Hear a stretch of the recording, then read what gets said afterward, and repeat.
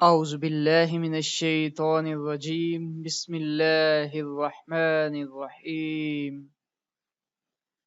السلام علیکم ورحمۃ اللہ وبرکاتہ۔ قیامت کے دن سب سے زیادہ بدترین شخص کون ہوگا؟ تو رسول اللہ صلی اللہ علیہ وسلم نے کس شخص کے بارے میں فرمایا ہے یہ قیامت کے دن سب سے بدترین شخص ہوگا؟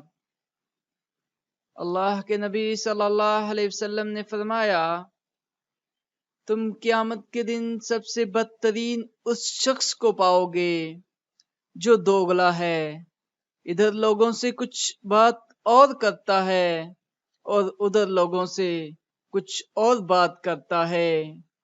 مشکات شریف کی یہ حدیث ہے۔